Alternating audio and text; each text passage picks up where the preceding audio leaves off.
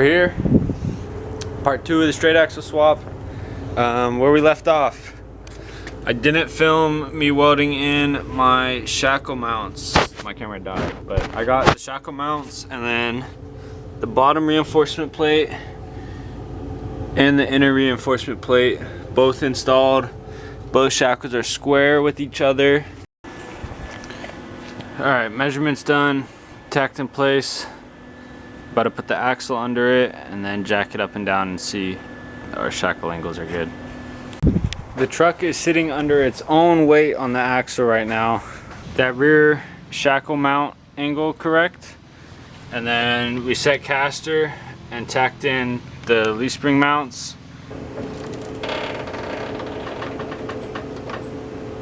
Today is axle assembly day. It's another morning at my parents' shop, and today we'll be assembling my 1978 Ford Bronco Dana 44 with Chevy hubs and spindles, a high steer kit out of the truck that I bought, Spicer U-joints paired along with some chromoly axle shafts from Wild Horse, resurfaced the brake rotors that came on the Chevy axle, and then got some new ball joints and wheel seals. I plan to have the truck done by December 18th, so we got 1 month to finish it. As of now, the truck has leaf springs fully mounted under it. The axle will be assembled today, and my radiator just came in as well. So the only fabrication that's actually left on the truck will be getting the steering box mounted in place and then fabricating my high steer kit. After that, it's just assembly, along with getting a drive shaft made possibly. But yeah, let's get to assembling this axle.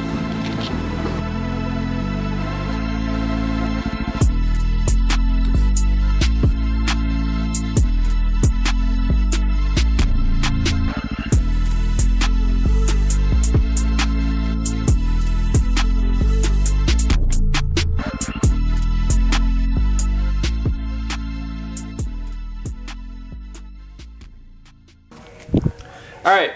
U-joints are in.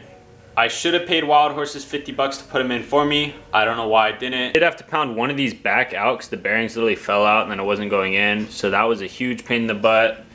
Glad we got those done. We got the new spindle studs pressed in on this knuckle along with brand new ball joints, greasable ball joints. These ones felt fine, so I just ran it because those ball joints were almost 100 bucks for us both. We also got the brake and hub connected with new studs.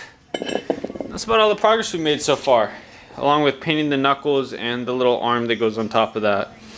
But now we're just gonna throw the knuckles on. I gotta get nuts for that spindle, bolt it all together, throw the axles in, confirm that I built the axle right to fit those axles, and then throw it under the truck.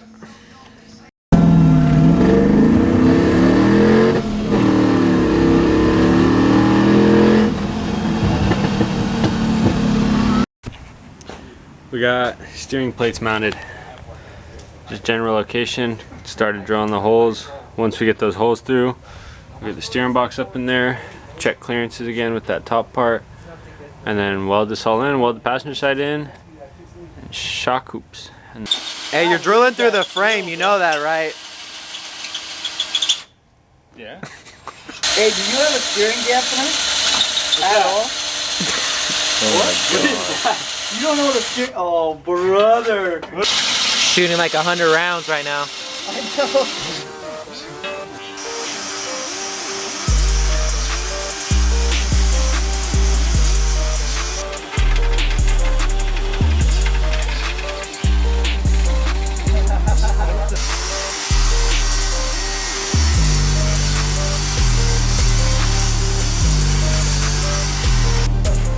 What's the FXD stand for? Fixed.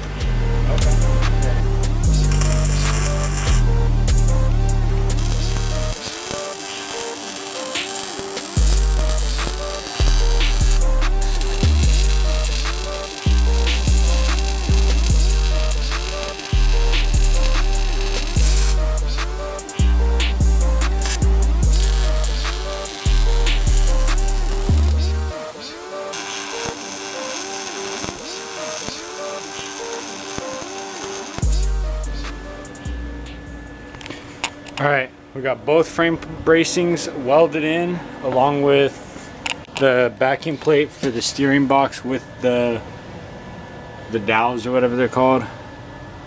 Yeah, these are welded in, which means I can start on shock tubes now, or hoops. All right, off camera last night, we assembled the wheel hub assemblies and I put the axles in and everything. Fresh chromo shafts, nice. And then today, we're getting shock hoops and the lower mounting tabs done. That way we can move to painting the frame and doing final assembly on this build. Put the steering box in for a rough mock-up. First time looking at it. Truck's really starting to come together.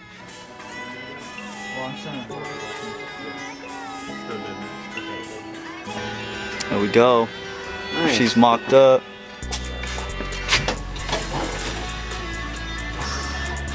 The ground would be real nice.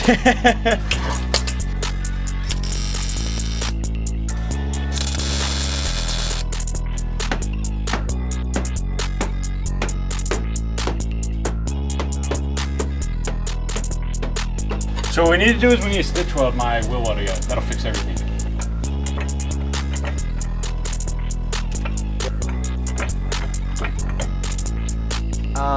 It's on fire.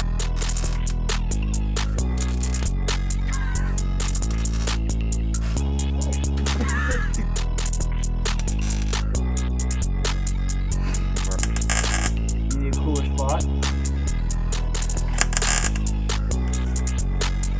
That needs to be cooled down.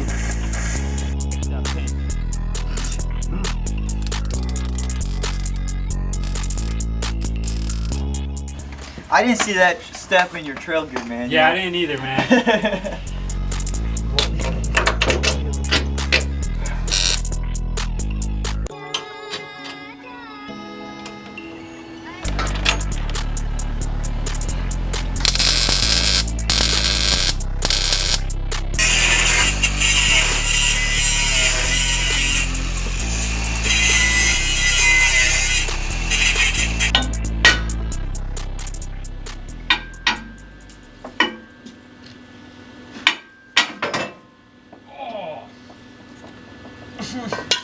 Yo, did you hear your head? Oh, dude, that hurt. Everything hit me.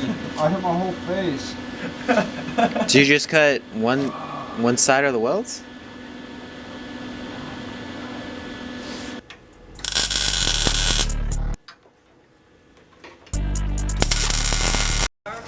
Yeah.